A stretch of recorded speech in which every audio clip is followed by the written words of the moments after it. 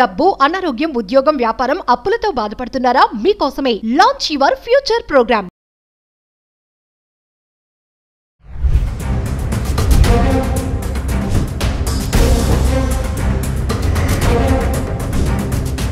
Hi hello namaste, welcome back to Suman TV. ప్రస్తుతం మనతో పాటు ఉన్నారు consumers welfare committee chairman Mandadi Krishna Reddy garu. సార్తో మాట్లాడదాం. నమస్తే సార్. నమస్కారం అమ్మా. సార్, మరొక విషయం ఏంటంటే, మరి ఇప్పుడు అక్కడ చదువుకోవడానికి వెళ్ళిన వాళ్ళు చదువుకుంటూ పార్ట్ టైం జాబ్స్ చేయాలని ఇప్పటివరకు అనుకున్నారు, కొంతమంది చేశారు, ఇప్పుడు కొంతమంది చేయట్లేదు, అలాగే క్యాంపస్లోనే ఉంటున్నారు. అలాంటి వాళ్ళకి ఏదైతే ఖర్చులు ఉంటాయో ఆ భారం పడుతుంది బాగా. ఇక్కడ నుంచి పంపించే స్తోమత తల్లిదండ్రులకు లేదు, అక్కడ వాళ్ళు బయటకు వెళ్ళి తెచ్చుకోవడానికి వాళ్ళకి ఛాన్స్ లేదు. అలాంటి వాళ్ళు కొంతమంది సూసైడ్స్ కూడా చేసుకుంటున్నారు. రీసెంట్గా ఒక అబ్బాయి కూడా చనిపోయాడు, అలాగే జాబ్ లేక ఖాళీగా ఉండి మళ్ళీ తిరిగి రాలేక. అంటే ఒక్క విషయం సార్, అంటే స్టూడెంట్స్కే కానీ తల్లిదండ్రులకే కానీ మీరేమైనా చెప్తారా? ఇప్పుడు వెళ్ళాలనుకున్న వాళ్ళకి, అక్కడ ఉండి ఇబ్బంది పడే వాళ్ళకి, అంటే సూసైడే ఇంకా లాస్ట్ ఛాన్స్ అంటారు, ఇంకా వేరే చాయిస్ ఏం లేదా అంటే ఏం చెప్తారు?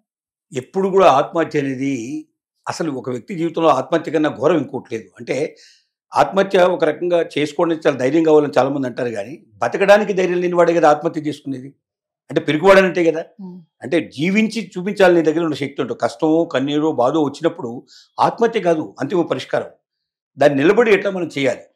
అమెరికా నుంచి ఇండియాకు వచ్చేస్తావు, కొంతకాలం ఇండియాలో ఉంటావు, మళ్ళీ అక్కడ పరిస్థితులు మారాక వెళ్తావు కావాలంటే, లేదా ఆ దేశం కాకపోతే ఇంకో దేశానికి వెళ్తావు. చాలా దేశాలు ఇన్వైట్ చేస్తున్నాయి ఇవాళ. అమెరికా వదిలిపెడితే జపాన్ వాళ్ళు పిలుస్తున్నారు, జర్మన్ వాళ్ళు పిలుస్తున్నాడు, రకరకాల యూరోపియన్ కంట్రీస్ వాళ్ళు పిలుస్తున్నారు. నీకు అమెరికా కాకపోవచ్చు, కొద్ది వ్యత్యాసాలు ఉండొచ్చు. అక్కడ 100 దొరికితే ఇక్కడ 70 దొరకవచ్చు, 80 దొరకవచ్చు, కానీ నువ్వు అసలు ఏమీ లేకుండా ఉండవు కదా. కాబట్టి నీకు నిజంగా అమెరికాలో ఉండి పని లేదు, ఇవాళ బయటకు వెళ్తే నిన్ను ఎక్కడ పట్టుకుంటారో, ఎక్కడ నీకు సంఖ్యలు వేసి తీసుకొచ్చి ఇక్కడ పడేస్తారని భయం ఉంది, నీకు వెళ్ళలేకపోతున్నావు, ఇంటి దగ్గర నుంచి డబ్బులు వచ్చే పరిస్థితి లేదు. లేనప్పుడు ఏం చేయాలి? సపోజ్ చేసి నాకు టికెట్ కొనండి, నేను వచ్చేస్తాను, ఇండియాకి వచ్చేస్తాను, నేను క్లోజ్ చేసుకుంటాను ఇక్కడతోటి, మళ్ళీ పరిస్థితులన్నీ మారిన తర్వాత వెళ్తాను, లేదా ఇంకో కంట్రీకి నేను ట్రై చేసుకుంటాను చెప్పొచ్చు కదా.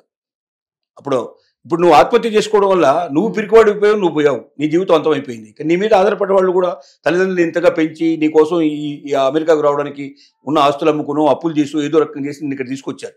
ముఖ్యంగా మధ్యతరగతి వాళ్ళే ఎక్కువగా చేసేటువంటి పనులని. అంటే అక్కడ తల్లిదండ్రులకు గుండెకోతను కోసినట్టు అవుతుంది. వాళ్ళు బాధపడి జీవితాంతం వాళ్ళు ఇంకా సుఖంగా ఆనందంగా బతకలేరు. వాళ్ళు ఉన్న కొడుకును పోగొట్టుకున్న తర్వాత ఏ తల్లిదండ్రులు కూడా సంతోషం అనేది వాళ్ళ జీవితం నుంచి పూర్తిగా శాశ్వతంగా దూరం అయిపోయినట్టే పరిస్థితి ఏర్పడుతుంది. అసలు ట్రంప్ తీసుకున్న నిర్ణయాల వల్ల విద్యార్థుల బలైపోతున్నారు అనేది ఒక విమర్శ అయితే నడుస్తుంది, దాన్ని ఎలా చెప్తారు? ట్రంప్కి మీరు ఎన్ని చెప్పినా వినగలిగే స్థితిలో ఉంటే ట్రంప్ని ఎవడన్నా మార్చొచ్చు. ట్రంప్కి అన్నీ తెలుసు, అన్ని ఇన్ఫర్మేషన్ పోతూనే ఉంటుంది. ఎవడు ఏది జరిగినా నాకు అవసరం లేదు, ప్రపంచం అంతా తగలబడ్డ రోమ్ చక్రవర్తి లాగా పిడలు వాయిస్తూ ఉన్నట్ట. రోమ్ అవతల తగులబడుతూ ఉంటే యువతల పిడలు వాయించుకుంటూ కూర్చున్నాడు. అంటే తన పిడల్లో తన ఆనందం పొందగలుగుతున్నాడు తప్ప అంతమంది కాలిపోతున్నారు, అంత మొత్తం భస్మీపట్లం అయిపోతుందని చెప్పి ఆలోచన లేదు. అలాగే ట్రంప్ లాంటి వాడు కూడా మొండి వాళ్ళు ఉంటారు. వాళ్ళకి జీవితంలో ప్రపంచాన్ని గురించి వాళ్ళకి అవసరం లేదు, ఏ దేశం ఎట్టబోతుందో అని అవసరం లేదు. తన ప్రజలకు వాగ్దానం చేశాడు, తను ఎలక్షన్లో గెలవడానికి ముందుకు వచ్చాడు, భవిష్యత్తులో కూడా గెలిచే అవకాశాలు ఉంటాయి. కాబట్టి తను అనుకున్న వాగ్దానం నెరవేర్చడం, తన మాట నిలబెట్టుకోవడం, తన యొక్క గొప్పతనం ఏమిటో ప్రపంచానికి చాటడం అనేది తనకు ఉండే ఉద్దేశం. తనకు ఏముంటుంది, మనం నడుస్తున్నప్పుడు మన కింద అనేక చీమలు, దోమలు, లేకపోతే చిన్న చిన్న జీవులు కొన్ని లక్షలు చచ్చిపోతాయట ప్రతిరోజు. మనకు తెలియకుండానే కొన్ని వేల జీవుల్ని చంపేస్తున్నాం, మనకు తెలియదు ఆ సంగతి. పోనీ జీవులు ఉన్నాయి కదా, మనం వాటి చావకుండా నడవగలవు అంటే నడవలేము.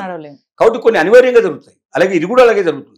కాబట్టి ట్రంప్ తీసుకున్న నిర్ణయాల వల్ల ఎఫెక్ట్ అవుతున్న స్టూడెంట్స్, పేరెంట్స్ ఆలోచించాల్సిందంటే తన పిల్లవాడిని అక్కడ ఉంచకుండా వెంటనే తన దగ్గర తెప్పించుకోవడం ఎట్లాగా. ఇంతవరకు అప్పు చేసావు, ఇంకేదో ఒక అప్పు చేసి ఒక టికెట్ కొనేసి పంపించేస్తే వచ్చేసేస్తే అక్కడితో ఆ పని క్లోజ్ అవుతుంది.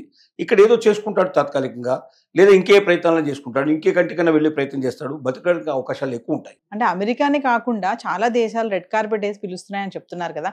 అయినా మన వాళ్ళకి ఎందుకు అమెరికానే వెళ్ళాలి, అక్కడే కష్టపడినా చనిపోయినా కూడా అక్కడే ఉండాలని ఎందుకు అంటారు? అది ఆలోచన అంటే ఒకటేమైందంటే 2 సంవత్సరాలు 3 సంవత్సరాలు 4 సంవత్సరాలు అక్కడ అలవాటైంది, ఎడ్యుకేషన్ చేస్తున్నారు. ఇప్పుడు ఈ ఎడ్యుకేషన్ సడన్గా ఇక్కడ ఆపేసి ఇంకో దగ్గరికి పోతే మళ్ళీ అక్కడ మొదటి నుంచి మొదలు పెట్టాల్సిన పరిస్థితి ఏర్పడుతుంది. ఇప్పుడు 3rd ఇయర్లోనో 2nd ఇయర్లోనో ఉన్నారు, 5 years కోర్స్ లోపల 2 years 3 years పూర్తి అయిపోయింది, ఇంకా 2 years బాకీ ఉంది.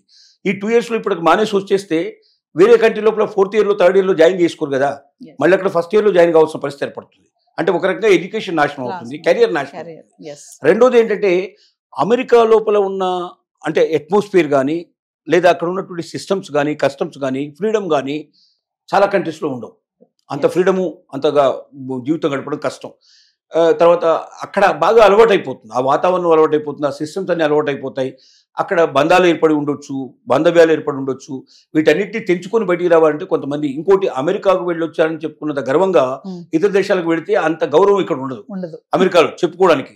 అక్కడ పోయి మీరు కప్పులు గడుగుతున్నాడా, లేకపోతే అక్కడ వాడు ఏదైనా పెట్రోల్ బంక్ లో పనిచేస్తున్నాడా, లేకపోతే వాడు ఏం చేస్తున్నాడు కాదు, కానీ మా వాడు అమెరికాలో ఉన్నాడు అని చెప్పుకోవడంలో ఒక గొప్ప ఆనందం, ఇక్కడ ఉన్న వాళ్ళకి కూడా ఒక గొప్ప గౌరవంగా భావిస్తారు.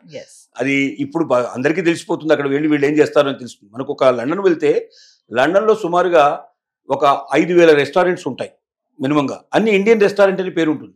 పాకిస్తాన్ పెట్టినా ఇండియన్ రెస్టారెంటే పెడతాడు, బంగ్లాదేశ్ వాడు పెట్టినా ఇండియన్ రెస్టారెంట్ అంటాడు, ఎవరు పెట్టినా ఇండియన్ రెస్టారెంట్. ఎందుకంటే ఇండియన్ రెస్టారెంట్స్ మోర్ పాపులర్.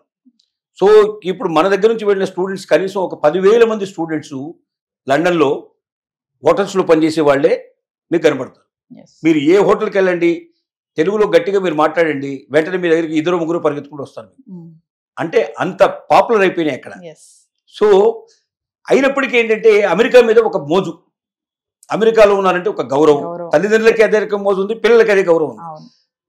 ఒకవైపున అమ్మాయిల్ని చంపుతున్నారు, అమ్మాయిల్ని అక్కడ చాలా ఘోరంగా చిత్రహింసలు పెడుతున్నారు అని తెలిసి కూడా చాలా మంది తల్లిదండ్రులు అమెరికా సంబంధాలే కావాలని కోరుకున్నట్టు వాళ్ళు చాలా కాలం చేశారు ఆ పని. అయినా పర్లేదు అక్కడికి వెళ్ళమ్మా అని పంపించిన వాళ్ళు కూడా ఉన్నారు. అంటే చూస్తూ చూస్తూ కూడా తన కూతురు బాధపడుతుంది, కష్టపడుతుంది, అంత దూరంలో ఏమైనా జరిగే అవకాశాలు ఉన్నాయి, చాలామంది అల్లుళ్ళు అలా ప్రవర్తిస్తున్నారు క్రూరంగా తెలిసి కూడా ఎందుకు పంపించారంటే అమెరికా మీద ఉన్న మోజు అలాంటి పరిస్థితి తీసుకొచ్చింది. ఆ మోజులోంచి బయటికి రావాలి. మన పిల్లలకి ఏది సేఫ్టీ, మన పిల్లలు ఎక్కడైతే జాగ్రత్తగా ఉంటారు, మన పిల్లలు ప్రస్తుతానికి అక్కడ ఉండగలిగే పరిస్థితులు లేనప్పుడు అక్కడి నుంచి ఎంత తొందరగా వెళ్ళితే అంత తొందరగా షిఫ్ట్ చేసేసి మనం ఇండియాకి మొత్తం తెచ్చుకొని తర్వాత ఎక్కడికైనా పంపించుకునే ప్రయత్నం మనం చేయాలి. Thank you sir.